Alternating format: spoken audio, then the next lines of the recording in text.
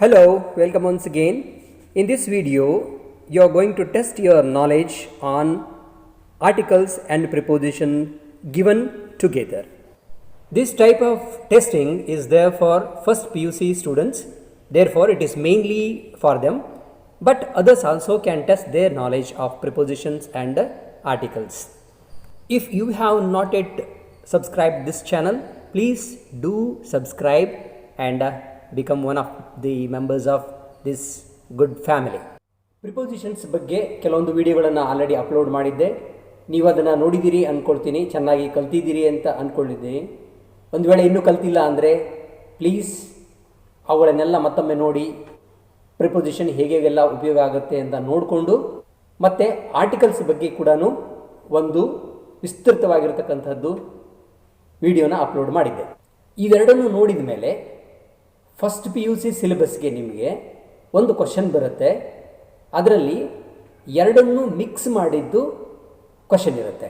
ಅಂದರೆ ಅದರಲ್ಲಿ fill in the blanks with a suitable preposition and or article ಅಂತ ಇರುತ್ತೆ. ಅದಕ್ಕೋಸ್ಕರ ಎರಡೂ ನಾಲೆಜ್ ಬಂದ ಮೇಲೆ ಅದನ್ನು ನೀವು ಅಟೆಂಪ್ಟ್ ಮಾಡಲಿಕ್ಕಾಗುತ್ತೆ. ಆ ಕ್ವಶನ್ಗಳು ಹೇಗಿರ್ತವೆ, ಅದನ್ನು ಹೇಗೆ ಅಟೆಂಪ್ಟ್ ಮಾಡಬೇಕು ಅಂತ ನೀವು ನೋಡ್ಕೋಬೇಕಲ್ಲ ಫಸ್ಟ್ ಇಯರ್ PUC ಅವರು. ಅದಕ್ಕೋಸ್ಕರ ಈ ವಿಡಿಯೋದಲ್ಲಿ ಕೆಲವಷ್ಟು ಎಕ್ಸಾಂಪಲ್ಗಳನ್ನು ನಿಮ್ಮ ಟೆಕ್ಸ್ಟ್ ಬುಕ್ಕಿಂದನೇ ತಗೊಂಡು ಅವನ್ನೆಲ್ಲ ಎಕ್ಸ್ಪ್ಲೇನ್ ಮಾಡಿ ಹೇಳ್ತೀನಿ ಯಾವ ಥರ ಇರುತ್ತೆ ಅಂತ. ಆನ್ಸರ್ಗಳು ಕೂಡ ಅಲ್ಲೇ ಇರುತ್ತೆ. ನಂತರ ಮತ್ತೆ ನಿಮ್ಮ ಪ್ರಾಕ್ಟೀಸ್ಗೋಸ್ಕರ ಮತ್ತಷ್ಟು ಎಕ್ಸಾಂಪಲ್ಗಳನ್ನು ಕೊಡ್ತೀನಿ. ಬಹುಶಃ ಆ ಎಕ್ಸಾಂಪಲ್ಸ್ ಎಲ್ಲ ನನ್ನ ಬ್ಲಾಗ್ ಪೋಸ್ಟಲ್ಲಿ ಕೊಡ್ತೀನಿ. ಅದರ ಅಡ್ರೆಸ್ಸನ್ನು ಕೂಡ ಇದರಲ್ಲಿ ಕೊಟ್ಟಿರ್ತೀನಿ. ನೀವು ಬ್ಲಾಗ್ ಪೋಸ್ಟಿಗೆ ಹೋಗಿ ನಿಮ್ಮ ಹೆಚ್ಚಿನ ಮಾಹಿತಿ ಅಥವಾ ಹೆಚ್ಚಿನ ಎಕ್ಸಾಂಪಲ್ಸ್, ಎಕ್ಸಸೈಸಸ್ ನಿಮಗೆ ಬೇಕಂದರೆ, ಪರ್ಫೆಕ್ಟ್ ಆಗಬೇಕು ಅಂದರೆ ಆವಾಗ ನೀವು ಅಲ್ಲಿ ಹೋಗಿ ಅಲ್ಲಿ ನಿಮಗೆ ಎಲ್ಲವೂ ಲಭ್ಯ ಇರುತ್ತೆ. ಈಗ ನೀವು ಮುಂದೆ ನೋಡ್ತಕ್ಕಂಥ ಎಕ್ಸಾಂಪಲ್ಸ್ ಏನಿದ್ದಾವೆ ಇವುಗಳಲ್ಲಿ ಮೇಲೆ ಮೊದಲು ಸ್ಟಾರ್ಟಿಂಗಿಗೆ ಒಂದಷ್ಟು ಪ್ರಿಪೋಸಿಷನ್ಸ್ ಮತ್ತು ಆರ್ಟಿಕಲ್ಸ್ ಮಿಕ್ಸ್ ಮಾಡಿದ್ದು ಕೆಲವೊಂದು ಇರುತ್ತೆ. ಅದರಲ್ಲಿ ಯಾವುದು ಸೂಟಬಲ್ ಆಗುತ್ತೆ, ಯಾವ ಬ್ಲ್ಯಾಂಕಿಗೆ ಯಾವುದು ಸೂಟಬಲ್ ಆಗುತ್ತೆ ಅಂಥೇಳಿ ನೀವು ನಿರ್ಧಾರ ಮಾಡಿಕೊಂಡು ಅಲ್ಲಿ ಅದನ್ನು ಫಿಲಪ್ ಮಾಡಬೇಕು. ಅಂದರೆ ಒಂದು ಪೇಪರ್ ತೊಗೊಂಡು ಕೂತ್ಕೋಬೇಕು, ಆನ್ಸರ್ ಏನು ಅಂತ ಅದರೊಳಗೆ ಏನೇನು ಬರುತ್ತೆ ಅಂತ ನೀವು ಬರ್ಕೋಬೇಕು. ಅದಾದಮೇಲೆ ನೆಕ್ಸ್ಟ್ ಪೇಜಲ್ಲೇ ಮತ್ತೇನಾಗುತ್ತೆ ಅದರ ಆನ್ಸರನ್ನು ಅಲ್ಲೇ ಒಂದ್ರ ಕೆಳಗಡೆ ಒಂದು ಕೊಟ್ಟಿರ್ತೀನಿ. 1 2 3 4 5 ಈ ಥರ ಕೊಟ್ಟಿರ್ತೀನಿ. ಅದರ ಪ್ರಕಾರ ನೀವು ಎಲ್ಲ ಸರಿಯಾಗಿದೆಯೋ ಇಲ್ಲೋ ಅಂತ ನೋಡ್ಕೋಬೋದು. ಓಕೆ, ಮತ್ತು ಅದಕ್ಕೆ ಯಾಕೆ ಅದೇ ಬರುತ್ತೆ, ಅದು ಯಾಕೆ ಬಂತು ಅಂತ ಕೂಡ ನಿಮಗೆ ಚೆನ್ನಾಗಿ ಅರ್ಥ ಆಗೋ ಹಾಗೆ ಇಲ್ಲಿ ಎಕ್ಸ್ಪ್ಲೇನ್ ಮಾಡಿರ್ತೀನಿ. ಈಗಾಗಲೇ ನಾವು ಬಾಬರ್ ಅಲಿ ಪಾಠದ ತನಕ ಬಂದಿದ್ದೀವಿ. ಅದಕ್ಕೋಸ್ಕರ ನೀವು ಈ ಕ್ವಶನ್ನ ಅಟೆಂಪ್ಟ್ ಮಾಡೋದಕ್ಕಿಂತ ಮುಂಚೆ, ಇವುಗಳನ್ನು ಪ್ರಾಕ್ಟೀಸ್ ಮಾಡೋದಕ್ಕಿಂತ ಮುಂಚೆ ಟೆಕ್ಸ್ಟ್ ಬುಕ್ನಿಂದ ಲೆಸನ್ನನ್ನು ಚೆನ್ನಾಗಿ ಓದಿರಲೇಬೇಕು. ಅಂದರೆ ಮಾತ್ರ ನಿಮಗೆ ಇದನ್ನು ಸುಲಭವಾಗಿ ಮಾಡಲಿಕ್ಕೆ ಬರುತ್ತೆ. ಅದಕ್ಕಾಗಿ ಎಲ್ಲರೂ ಲೆಸನ್ಸ್ನ ಚೆನ್ನಾಗಿ ಓದಿ ಆಮೇಲೆ ಇದಕ್ಕೆ ಬನ್ನಿ. On top of each example, you find some prepositions and articles given, and you have to choose among them to fill in. Now, touch the screen and pause the video and write down the example. Read carefully and fill in the blanks with a suitable article or a preposition in each of the blank by choosing from those which have been given on top of it. Okay, now do this and I will explain you afterwards. Now, if you have already done it, then see these are the correct answers and tally with your answers. If all your answers are correct, then you don't need to listen to any explanation on this. If it is wrong, then please listen to the explanation. I am also using Kannada for explanation. Once upon a time, an elephant made a friendship with a man.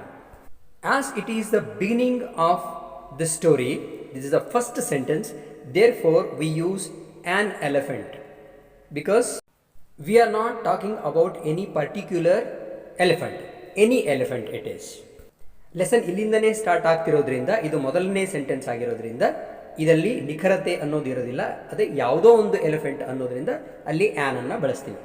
Made A friendship with, ಯಾಕಂದ್ರೆ ಜೊತೆಗೆ friendship ಮಾಡೋದು ಯಾವಾಗಲೂ ಜೊತೆಯಲ್ಲ, ಹಾಗಾಗಿ ಜೊತೆಗೆ ಅನ್ನೋದಕ್ಕೆ with ಅನ್ನು ಬಳಸಿದ್ದೀವಿ. One day a heavy thunderstorm broke out dash elephant. Now you see already we know which elephant it is. Therefore, second time when you use in the sentence, in the paragraph, second and subsequent ಅಂದರೆ ಮುಂದೆ ಬರ್ತಕ್ಕಂಥ ಪ್ರತಿ ಸಲನೂ ನಾವು elephant ಅಂದಾಗ an elephant ಅಂತ ಆಗಲ್ಲ, the elephant ಅಂತ ಆಗುತ್ತೆ. ವೆಂಟ್ ಟು ಹೀಸ್ ಫ್ರೆಂಡ್, ಅವ್ರ ಜೊತೆಗಲ್ಲ ಅವನ ಕಡೆಗೆ ಅಂತ, ಅವನ ಕಡೆಗೆ ಅಂತಂದಾಗ ಟು ಮತ್ತು ಟುವರ್ಡ್ಸ್ ಯೂಸ್ ಮಾಡ್ತೀವಿ. ಈ ಡೈರೆಕ್ಷನ್ ಇಲ್ಲ ಆಗಿದ್ದರಿಂದ ಟು ಹೀಸ್ ಫ್ರೆಂಡ್ ಆಗುತ್ತೆ. Who had A little hut at the edge of, ಯಾವುದಾದ್ರೂ ಒಂದು ಪ್ಲೇಸನ್ನು, ಚಿಕ್ಕ ಪ್ಲೇಸ್ ಬಗ್ಗೆ ಮಾತನಾಡುವಾಗ ನಾವು ಎಟ್ ಅಂತ ಉಪಯೋಗ ಮಾಡ್ತೀವಿ. ಎಡ್ಜ್ ಅಂದರೆ ಭಾಳ ಚಿಕ್ಕದಾಗಿರುತ್ತಲ್ಲ, ಹಾಗಾಗಿ at the edge of the forest ಅಂದರೆ ಎಡ್ಜ್, ಯಾವುದರ ಎಡ್ಜ್ ಅದು ಫಾರೆಸ್ಟಿನ ಎಡ್ಜ್, ಒಂದು ಕಾಡಿನ ಅಂಚು ಅಂತ.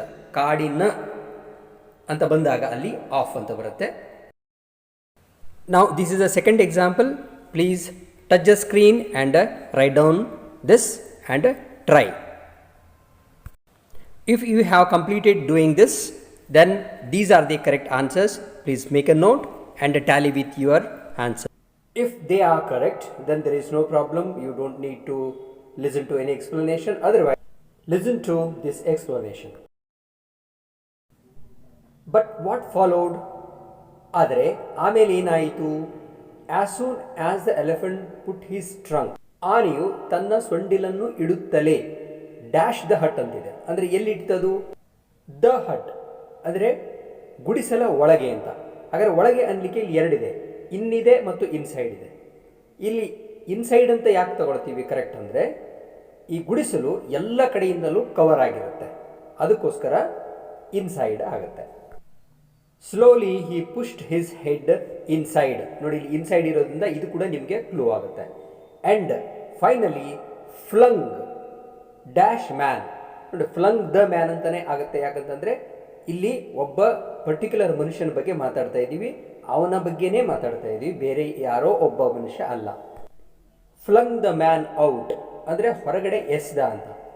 ಎಸೆಯುವಾಗ ಅಲ್ಲಿ ಹೊರಗಡೆ ಮಳೆ ಬರ್ತಾ ಇತ್ತು ಅಂತ ನಮಗೆ ಗೊತ್ತಿದೆ, ಹಾಗಾಗಿ ಇಲ್ಲಿ in the rain and then lay down. Lay ಅಂತಂದರೆ ಮಲಗೋದಂದರೆ ಕೆಳಗಡೆ ಮಲಗೋದಂತಲೇ ಅರ್ಥ ಆಗುತ್ತೆ, ಹಾಗಾಗಿ lay down comfortably inside his friend's hut. Now take down another example. Just touch the screen and write down all these things. If you have already filled in the blanks, then see these are the correct answers. If they are correct, then no need to listen to explanation. Otherwise, please listen the explanation.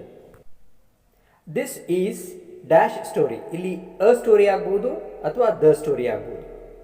ಈಗ a story ಅಂತ ಯಾಕಾಗಲ್ಲ ಅಂದರೆ, ನಾವು ಒಂದು ಮುಂದೆ ನೋಡಿದಾಗ ನೀವು an unusual medicinal creeper ಅಂದರೆ ಒಂದು ಪರ್ಟಿಕ್ಯುಲರ್ ಸ್ಟೋರಿಯನ್ನು ಹೇಳ್ತಾ ಇದ್ದೀವಿ, ಅದಕ್ಕೆ ನಿರ್ದಿಷ್ಟವಾಗಿದ್ದಾಗಿರೋದ್ರಿಂದ ದ ಸ್ಟೋರಿ. ಆಮೇಲೆ ಯಾವ ಸ್ಟೋರಿ? ಅದರ ಅಂದರೆ of an unusual medicinal creeper, ಅದಕ್ಕೆ ಇಲ್ಲಿ ಆಫ್ ಯೂಸ್ ಆಗುತ್ತೆ. There were so many stories dash this creeper ಅಂದರೆ ಡ್ಯಾಶ್ ದಿಸ್ ಕ್ರೀಪರ್ ಅಂತಂದರೆ ಇಲ್ಲಿ ಈ ಬಳ್ಳಿಯ ಬಗ್ಗೆ ಅಥವಾ ಈ ಬಳ್ಳಿಯ ಕುರಿತಾಗಿ ಕಥೆಗಳು ಇದ್ದವು ಅಂತ. ಹಾಗಾದರೆ ಇಲ್ಲಿ stories about this creeper. To go dash these stories and learn some facts about this plant took me dash 20 years. ಈ ಕಥೆಗಳಿಂದಾಚೆಗೆ, ಈ ಕಥೆಗಳನ್ನು ಮೀರಿ ಅಂತ ಬಂದಾಗ ಅಲ್ಲಿ ಬಿಯಾಂಡ್ ಅಂತ ಉಪಯೋಗ ಆಗುತ್ತೆ. Go beyond these stories and learn some facts about this plant took me almost 20 years ಅಂದರೆ ಹತ್ರ ಅಂತ ಅರ್ಥ. ಹತ್ರ 20 ವರ್ಷ ನನಗೆ ಬೇಕಾಯಿತು ಅಂತ, ಅದಕ್ಕೆ ಅಲ್ಲಿ ಆಲ್ಮೋಸ್ಟನ್ನು ಉಪಯೋಗ ಮಾಡಿದ್ದೀವಿ. ಓಕೆ, ಇಲ್ಲಿ ಮತ್ತೆ ನೆಕ್ಸ್ಟ್ ಎಕ್ಸಾಂಪಲ್ ಮತ್ತೊಂದು ಕೊಟ್ಟಿದ್ದೀನಿ, ಇದನ್ನು ಇಲ್ಲಿ ಸ್ಕ್ರೀನ್ ನಿಲ್ಲಿಸಿ ಬರ್ಕೊಳ್ಳಿ. ನಿಮ್ಮ ವರ್ಕ್ ಈಗ ಮುಗಿದಿತ್ತು ಅಂತಂದರೆ ಈ ಉತ್ತರಗಳನ್ನು ನೋಡ್ಕೊಳ್ಳಿ. ಎಲ್ಲ ಸರಿಯಾಗಿದ್ದರೆ ಓಕೆ, ಇಲ್ಲ ಅಂದರೆ ಮತ್ತೆ ಎಕ್ಸ್ಪ್ಲನೇಷನನ್ನು ಕೇಳಿ. Looking dash all this the English man believed ಮಾರ. ಇದನ್ನೆಲ್ಲ ನೋಡಿ ಅಂತ, ಅಂದರೆ ಯಾವುದಕ್ಕಾದ್ರೂ ಒಂದು ಪಾಯಿಂಟ್ ಔಟ್ ಮಾಡ್ತೀವಿ ಅಂತಂದಾಗ ಅಲ್ಲಿ ಲುಕ್ ಎಟ್ ಅಂತಲೇ ಆಗುತ್ತೆ. ಹಾಗಾಗಿ ಇಲ್ಲಿ ಲುಕಿಂಗ್ ಎಟ್ ಅಂತ ಆಯಿತು. ಹಿ ಟುಕ್ ಡ್ಯಾಶ್ ಲೀವ್ ಅಂದರೆ ಈಗ ಆ ಎಲೆ ಏನಿತ್ತು, ಯಾವುದೋ ಒಂದು ಎಲೆಯ ಬಗ್ಗೆ ಮಾತಾಡ್ತಾ ಇಲ್ಲ ನಾವು, ಅಲ್ಲಿ ಅವನ ಕೈ ಮೇಲಿದ್ದ ಎಲೆಯ ಬಗ್ಗೆ ಆಗಿರೋದ್ರಿಂದ ಅಲ್ಲಿ ನಿಖರತೆ ಬಂತು. ಹಾಗಾಗಿ ಇಲ್ಲಿ the leave that had been kept on the wound, ನೋಡಿ ಗಾಯದ ಮೇಲೆ ಅಂತ, ಮೇಲೆ ಅಂದಮೇಲೆ ಆನ್ ಬರಲೇಬೇಕು, on the wound. And told ಮಾರ, show me the plant from which you plucked this leave, ಯಾವುದರಿಂದ ನೀನು ಈ ಎಲೆಯನ್ನು ಕಿತ್ತು ತಂದೆಯೋ ಅದನ್ನು ನನಗೆ ತೋರಿಸು ಅಂತ ಹೇಳ್ತಾನೆ. I will give you my entire plantation, ನಾನು ಇಡೀ ಪ್ಲಾಂಟೇಶನ್ ನಿನಗೆ ಕೊಟ್ಬಿಡ್ತೀನಿ ಅಂತ. Now take down this example also and work out. If you have worked out, then these are the answers. Please tally this answer with your answer. If they are right, then no problem. If they are wrong, then listen to the explanation carefully. Mara did not have any teeth dash the right side dash his mouth. ಅಂದರೆ ಬಾಯಿಯ ಅಂದಾಗ ಅಲ್ಲಿ of his mouth ಆಗಬೇಕು. ಆಮೇಲೆ right side left side ಅನ್ನೋಕ್ಕೆ on the right on the left ಅಂತ ಹೇಳ್ತೀವಿ, ಅದಕ್ಕೆ ಆನ್ ಉಪಯೋಗ ಆಗುತ್ತೆ. ಹಿ ಹ್ಯಾಡ್ ಟು ಚೀವ್ ಅಂದರೆ ಅವನು ಅಗಿಯಬೇಕಾಗಿತ್ತು, ತಿಂದು ಅಗಿಯಬೇಕಾಗಿತ್ತು. Everything on the left side, ಇಲ್ಲಂತೂ ಈಸಿ ನಿಮಗೆ. He was aged and perhaps they had fallen off. ನೋಡಿ ಇಲ್ಲಿ OFF ಅಂತ ಆಗುತ್ತೆ, ಯಾಕಂದರೆ ಯಾವುದೋ ಒಂದು ಸ್ಥಳದಿಂದ ಬಿಚ್ಕೊಂಡು ಬಂದವು ಅನ್ನೋದಾದರೆ ಆವಾಗ ಅದನ್ನು OFF ಆಫ್ ಅನ್ನು ಉಪಯೋಗ ಮಾಡ್ತೀವಿ. Here is another example. Please note down this and work it out. Tally your answers with the answers given here. If they are all correct, then it is very good. I plucked some leaves dash the creeper. ಅಂದರೆ ಬಳ್ಳಿಯಿಂದ ಕೆಲವು ಎಲೆಗಳನ್ನು ಕಿತ್ತಿದೆ ಅಂತ, ಇಂದ ಅಂತಂದಾಗ from ಬರಲೇಬೇಕು. And took them to my friend, ಯಾಕಂದರೆ ನಮ್ಮ friend ಹತ್ರ ತಗೊಂಡು ಹೋದೆ ಅಂತ ಹೇಳಬೇಕಾದ್ರೆ ಟೂನೇ ಬರುತ್ತೆ. Who is a plant pathologist, ಆತ ಒಬ್ಬ ಪ್ಲ್ಯಾಂಟ್ ಪ್ಯಾಥಾಲಜಿಸ್ಟ್, ಒಬ್ಬ ಅಂತ ಹೇಳಬೇಕಾದ್ರೆ ಎ ಅಂತ ಬರುತ್ತೆ. I told him what I had heard, ನಾನು ಏನು ಕೇಳಿದ್ದೇನೋ ಅದನ್ನು ಆತನಿಗೆ ಹೇಳಿದೆ. ಎದರದು? This plant dash this plant ಅಂದರೆ ಈ ಸಸ್ಯದ ಬಗ್ಗೆ ಅಂತ, ಬಗ್ಗೆ ಅಂದರೆ ಅಬೌಟ್ ಅಂತ ಬರಲೇಬೇಕು. We decided to conduct the experiment and brought a litre of milk, ಅಂದರೆ ಒಂದು ಕ್ವಾಂಟಿಟಿಯನ್ನು ಹೇಳುವಾಗ ಆಫ್ ಅಂತ ಬರುತ್ತೆ. Again one more example for you. Please write down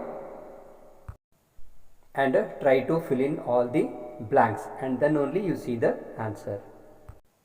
So these are the correct answers, and tally with your answer. You have no definite plans, you are wandering. Wander ಅಂತಂದರೆ ತಿರುಗಾಡು ಅಂತ. ಸಾಮಾನ್ಯವಾಗಿ ತಿರುಗಾಡೋದು, ಅಲ್ಲಿ ಇಲ್ಲಿ ತಿರುಗಾಡೋದು ಅನ್ನೋದಕ್ಕೆ ವಾಂಡರ್ ಅರೌಂಡ್ ಅಂತ ಬರುತ್ತೆ. Far away, ಮನೆಯಿಂದ ದೂರ, ಇಂದ, ಮನೆಯಿಂದ ಅಂತಂದಾಗ ಫ್ರಾಮ್ ಬರಲೇಬೇಕು, ಸೊ ಇಟ್ ಈಸ್ ಫ್ರಾಮ್. ನನ್ನಲ್ಲಿ ಹಣ ಇಲ್ಲ ಅಂತ ಹೇಳಬೇಕಾದ್ರೆ ವಿತ್ ಮೀ ಅಂತ ಹೆಂಗೆ ಬರುತ್ತೆ ಹಾಗೆ ಇದು. You have no money with you ಅಂದರೆ ನಿನ್ನ ಜೊತೆಗೆ ಅಂತಲ್ಲ, ಅದು ನಿನ್ನಲ್ಲಿ ಯಾವ ಹಣವೂ ಇಲ್ಲ ಅಂತ. So it is with. You do not know the local language but very few people know either of these languages, ಅಂದರೆ ಇವು ಎರಡರಲ್ಲಿ ಒಂದು ಲ್ಯಾಂಗ್ವೇಜ್ ಅಂತ, ಅದಕ್ಕೆ ಅದೇ ಆಫ್ ಅಂತ ಬರುತ್ತೆ. Here is another example, and work it out, and you have the answers there.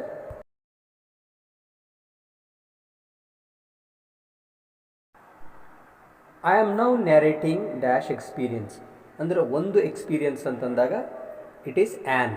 A ಯಾಕಾಗಲ್ಲ ಅಂತಂದರೆ ಅಲ್ಲಿ ಎಕ್ಸ್ಪೀರಿಯನ್ಸ್ ಎ ಅಂತ ಬಂದಿದೆ, ಅದಕ್ಕೋಸ್ಕರ ಆ್ಯನ್ ಆಗುತ್ತೆ. I have some vague notions. Vague notion ಅಂದರೆ ಅಸ್ಪಷ್ಟವಾಗಿರ್ತಕ್ಕಂಥ ವಿಚಾರ. ಡ್ಯಾಶ್ ಹ್ಯೂಮನ್ ಬೀಯಿಂಗ್ಸ್ ಅಂದರೆ ಮನುಷ್ಯರ ಕುರಿತಾಗಿ ಅಥವಾ ಮನುಷ್ಯರ ಬಗ್ಗೆ. ಬಗ್ಗೆ ಅಂತಂದರೆ ಅಲ್ಲಿ ಅಬೌಟ್ ಅನ್ನೋದು ಬರುತ್ತೆ. There are dash me good men and thieves. ಒಳ್ಳೆ ಜನನೂ ಇದ್ದಾರೆ, ಕೆಟ್ಟ ಜನನೂ. ಎಲ್ಲಿರ್ಬೋದು ಅವರು? ಅರೌಂಡ್ ಮೀ ಅಂತ, ನನ್ನ ಸುತ್ತಮುತ್ತಲೂ ಇದ್ದಾರೆ ಅಂತ. Those who suffer dash various infectious diseases ಅಂದರೆ ಅಂಟು ರೋಗಗಳ ಬಂದಿರತಕ್ಕಂಥವರು ಅದಕ್ಕೆ ಸಫರ್ ಅಂದಾಗ ಸಫರ್ ಫ್ರಾಮ್ ಅಂತ, ಅದರಿಂದ ಬಳಲುತ್ತಿರುವವರು, ಇಂದ ಅಂತ ಬಂದಾಗ ಫ್ರಾಮ್ ಅಂತ. And this is the last example. Write down and tally your answers.